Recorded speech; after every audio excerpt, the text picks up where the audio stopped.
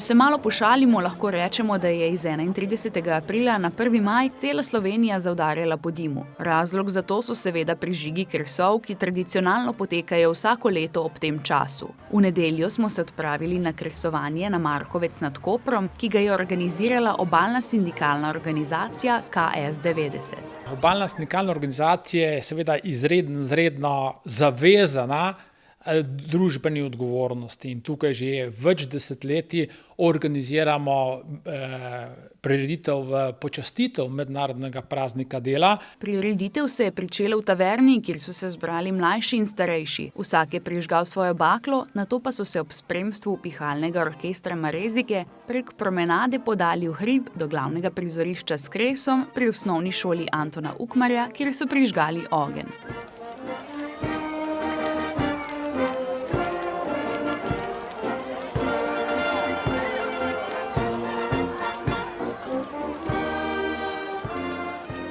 Zakaj pa se ob prazniku dela pravzaprav kuri kresove? Ko govorimo o kresovanju, je tukaj velika simbolika. Simbolika v kontekstu, da seveda, če združimo les med sabo, potem lahko dobimo zelo močen ogenj. Ogenj, ki dejansko je tisti, ki jasno pokazuje in dokazuje, da smo skupaj močnejši, da se moramo združevati, kajti edino združeni smo lahko kos pohlepnemu kapitalu, ki izključno hrepeni po temu, da poveča vložene dobičke oziroma vložke kapitala.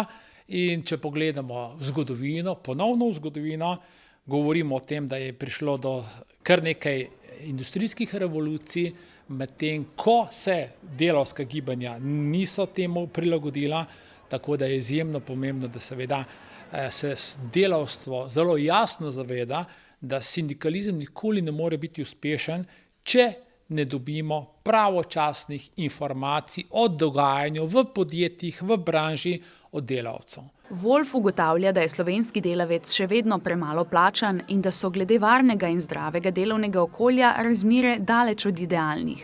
Ob 1. maju je pozval, naj delavci ostanejo aktivni in naredijo korake v smeri, kjer jih je strah. Med udeleženci kresovanja so bili tudi takšni, ki se zavedajo pomena praznovanja. 1. maj mi pomeni dosti in sicer se zopet zavedamo, kako pomembne so pravice zaposlenih. Mnogo let se je to potiskalo v kot, zdaj pa vidimo, kam smo prišli, se pravi, tuji kapital je prevzel večino našega gospodarstva in mi smo pač delovna sila z vedno manj pravicami, na žalost.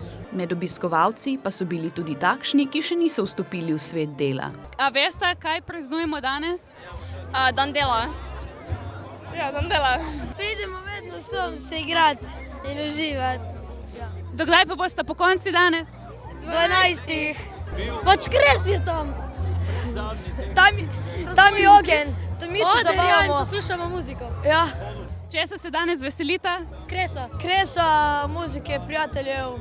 Veselica se je zaključila ob polnoči, noč pa je bila za nekatere kratka, saj so ponekod zgodaj sledile prvomajske budnice z orkestri. Wolf je ob prazniku opozoril tudi na pomen predstavnikov delavcev, saj bodo delavske pravice vedno znova ogrožene, zato je pomembno, da se ta dan obeležuje.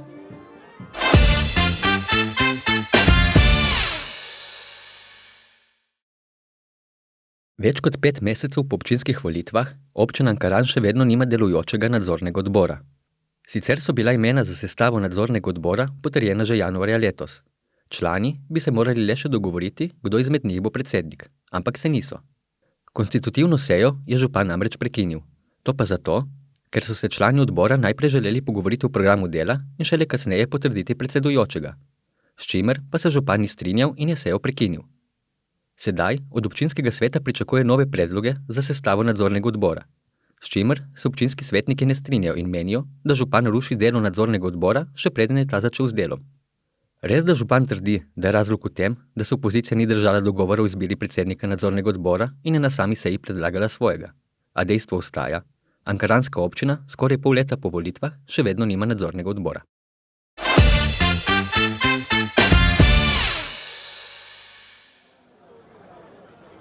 Občina Izola v mesecu maju javno zbira ponudbe za oddajo prostorov v občinski lasti. Oddajamo 5 poslovnih prostorov in sicer tu na Pitonijevi 2, na Ljubljanski 2, Koprski 20, Aljetovi 2 in poslovni prostor na ulici Prekomorskih brigad 4.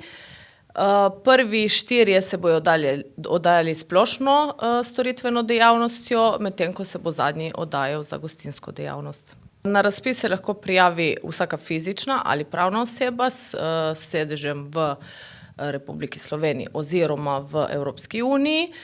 Za fizične osebe, ukolikor niso še registrirane, lahko v 15 dneh po izbiri še vedno registrirajo dejavnost. Ponudnik mora v odprtem razpisnem roku vplačati varščino v višini 3 izhodiščnih mesečnih najemnin na namenski račun Komunale Izola. Plačana varščina se bo pri izbranem ponudniku koristila za plačilo morebitnih neplačanih obratovalnih in drugih stroškov ali najemnin, ostalim pa bo vrnjena v 30 dneh po opravljeni izbiri. Predložene ponudbe bo ocenjevala 7-članska komisija. Ko se odpirajo prispele ponudbe komisijsko, komisija oceni višino najemnine nad izklicno ceno, na vsako določeno vsoto to pač prinese neko točko plusa. In tudi točkuje tudi glede programa. Komisija dela pač po svojem pravilniku in komisija bistveno je, da poda svoj predlog. To je predlog komisije, ki ga pač župan upošteva ali ne upošteva, ponavadi ga upoštevajo vedno. In komisija ima 7 članov in nismo vsi pač enaki in vsak ima neko določeno ceno in ko se dobi neka srednja vrednost, gre to pač na poročilo. Predlagatelji morajo prijavo oddati ali po pošti kot priporočeno pošiljko ali jo osebno dostaviti v času uradnih ur v tajništvo Komunale Izola. Oddajo do 15. maja, zmeraj v zaprti kuverti, to je zelo pomembno, z označbo, da gre za razpis, in pa odpirali bojo 23. maja komisijsko. Vse pogodbe bodo sklenjene za čas 1 leta z možnostjo podaljšanja do 5 let, razen gostinski lokal bo takoj za 5 let. Ogled poslovnih prostorov je možen v času trajanja razpisa po predhodnem dogovoru. Za več informacij preverite javni razpis na spletni strani Komunale Izola ali občine Izola. V maju poteka tudi nova javna dražba nepremičnin v mestni občini Koper. Na voljo je 14 nepremičnin oziroma nepremičninskih sklopov. Rok za vplačilo varščine se izteče v ponedeljek. Za več informacij preverite na spletni strani mestne občine Koper.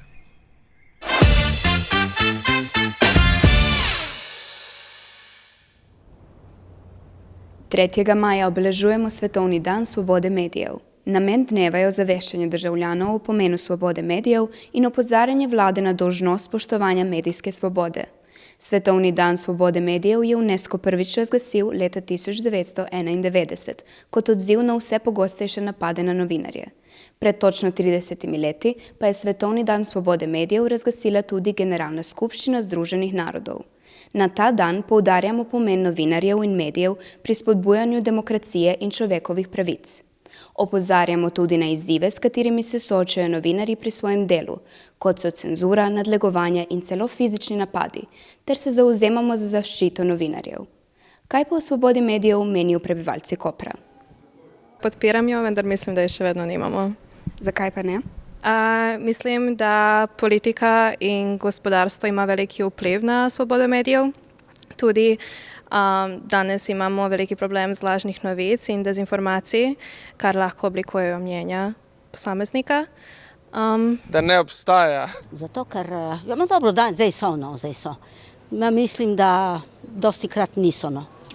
V Sloveniji so še kar. No. Kaj pa pomeni, da niso svobodni?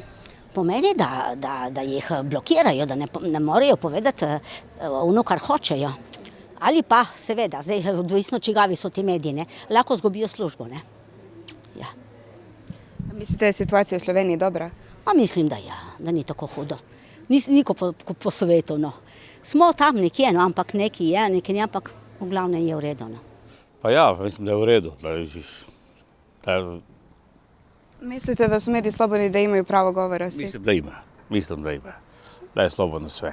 Ja, v Sloveniji mislim, da je situacija relativno zdržna.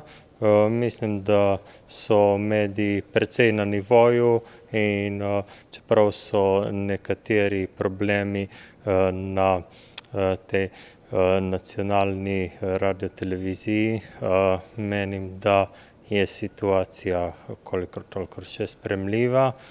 Se pa bojim, da svoboda medijev na globalni ravni stagnira, sploh če pogledamo države kot so Rusija, Belorusija, Madžarska, Kitajska. To so države, ki vse grobo cenzurirajo medije, ki ne dopuščajo neke medijske svobode in preganjajo novinarje.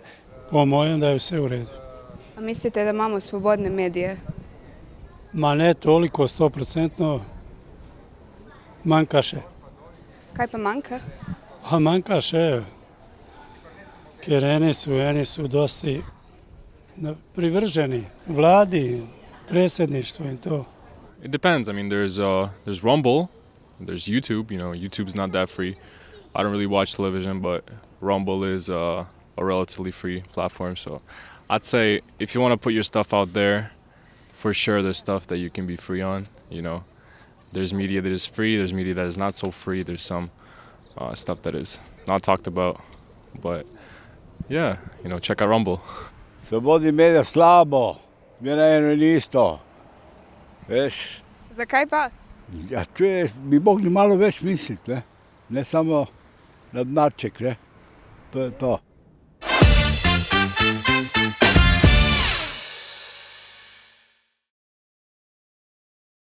Na zadnji seji koprskega občinskega sveta je bil potrjen odlok o ureditvi ustanoviteljskih pravic do javnih zavodov, javnih podjetij in drugih pravnih oseb ter pravic in obveznosti iz koncesijskih razmerij Mestne občine Koper, kar pomeni, da so potrdili odlok o delitvi obveznosti do skupnih javnih služb in zavodov. Leta 2011 je namreč naselje Ankaran z odločbo Ustavnega sodišča bilo izločeno iz Mestne občine Koper in na njegovem območju je bila ustanovljena občina Ankaran. 4 leta po ustanovitvi občine Ankaran sta občini sklenili sporazum o delitvi obveznosti, s katerim se določa delitvena razmerja za pokrivanje obveznosti do gospodarskih javnih služb in zavodov. Zadeva je v bistvu preprosta in vem, da je morda malo težje razumeti nekomu, ki se v to ne poglablja, pa tudi pomembno je povedati, da to ne bo vplivalo in ne bo spremenilo življenj naših občanov, ne občine Koper, ne občine Ankaran. Torej gre za javne zavode in druge javne subjekte, o katerih delitve premoženja se občini Ankaran in Koper nista mogli sporazumeti dokončno o tem. In zaradi tega, ker se nista sporazumeli, je nastopila situacija, v kateri je naša občina se odločila, da bo svoje ustanoviteljske pravice v teh zavodih določila z odlokom. Pričakuje se, da bo enako naredila za svoj del ustanoviteljskih pravic občina Ankaran.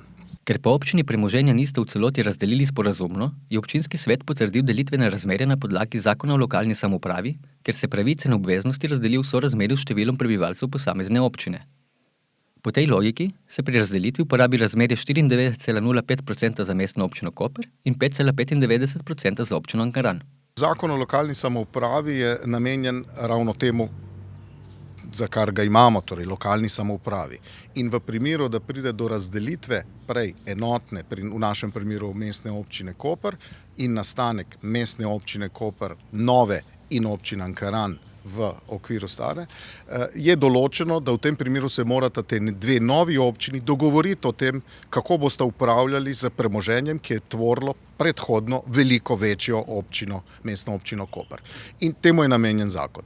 In zakon določa, da če se ne uspeta občini, novo nastali občini, dogovoriti do določenega roka, ki je že minil, potem nastopi delitev po samem zakonu in zakon govori, niste se zmenili, pomeni po številu prebivalstva, ki ga imata vsaka od novo nastalih občin, se pridobijo tudi pravice v organih upravljanja posameznega tega subjekta, ki ni bilo razdeljeno. Ima tudi druge določbe, da ne razlagam, naprimer, če so to nepremičnine, se šteje, da na območju tiste občine nove, ki se nahajajo, je od tiste občine in še za druge stvari. Ampak trenutno ta odlok ureja vprašanja, ki se nanašajo na te subjekte. Tako bo Mestna občina Koper po tem razmerju soustanoviteljica javnih zavodov, kot na primer Ljudske univerze, Pokrajinskega muzeja, Zdravstvenega doma in ostalih. Bo pa za izvrševanje tega odloka ustanovljen skupni organ Mestne občine Koper in občine Ankaran. Ta bo domoval na sedežu Mestne občine Koper, deloval pa bo po načelu rotacije, kar pomeni, da se bo predsednik organa, torej župan, menjal vsako leto.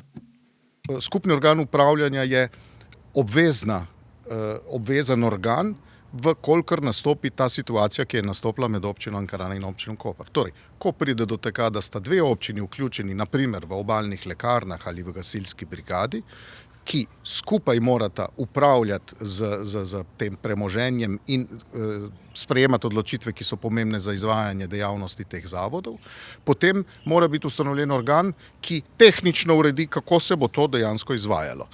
V praksi bo to tako, da bosta oba župana se dobila, se poskušala dogovoriti, in če ne bo prišlo do dogovora in ne bo to vprašanje v pristojnosti obeh občinskih svetov, ker v tem primeru župana nimata nobenih pristojnosti, morata oba občinska sveta sprejeti svoje odločitve, torej v primeru, da ne spada v pristojnost občinskih svetov, bosta župana enostavno o tem glasovala.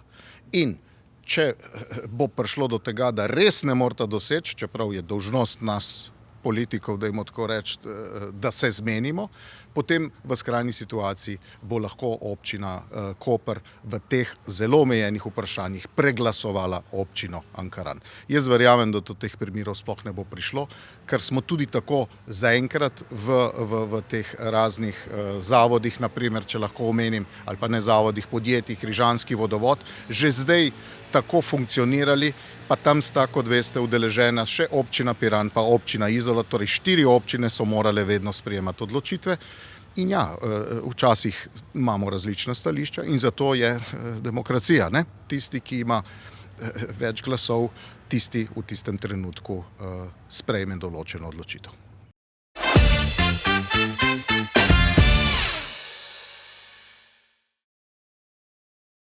Center za usposabljanje Elvira Vatovec-Strunjan letos obeležuje velik jubilej, kar 70 let delovanja. V dolgem obdobju svojega delovanja je center pomembno prispeval k razvoju in učenju mladih ter številnim pomagal pri vključitvi v bolj samostojno odraslo življenje. Vabimo vas, da si ogledate poglobljen prispevek na to temo, ki bo na sporedu v torek ob 18. uri v oddaji Tema tedna.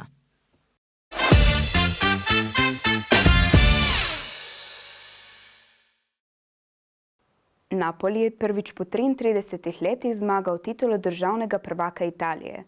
Tako pa so praznovali v Neaplju.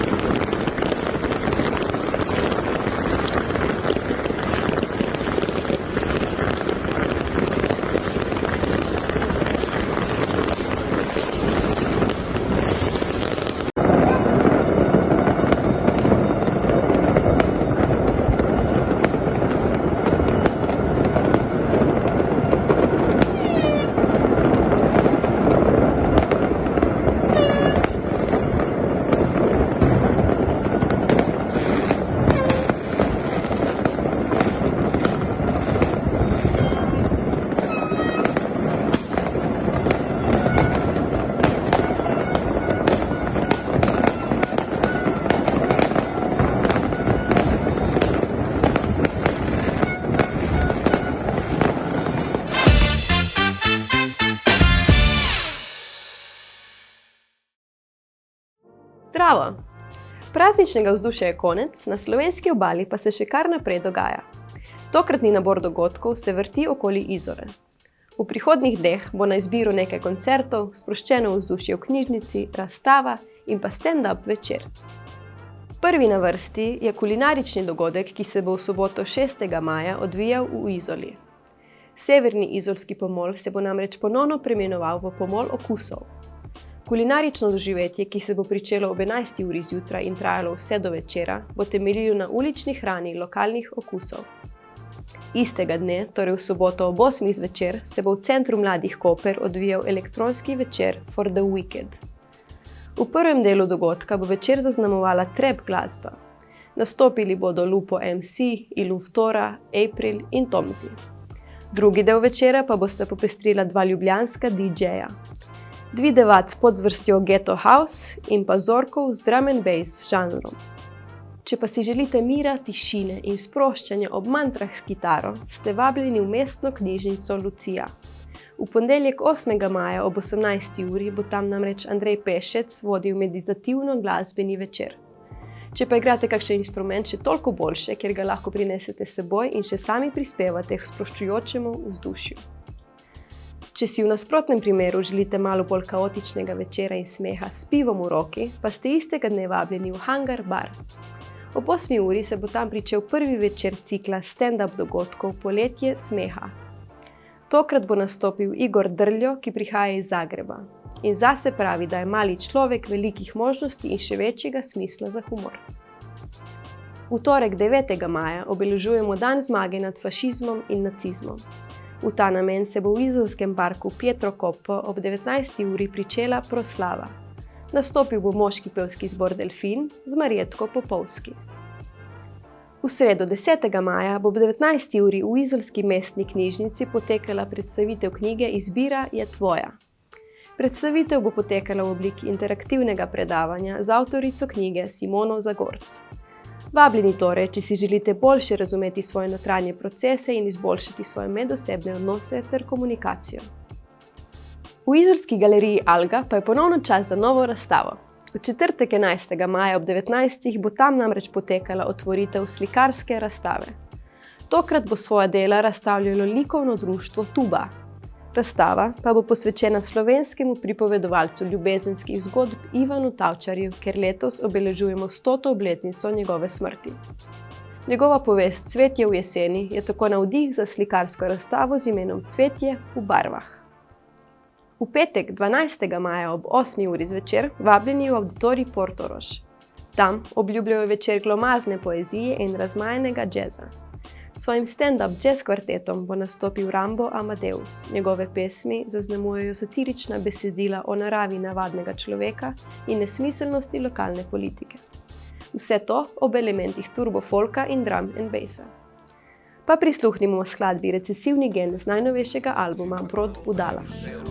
Negativna selekcija, recesivni gen, pismen polako mutira u nepismen, dlakano kad pljuvačka mi ti srce rumen, za civilizaciju ipak malo previše rumen.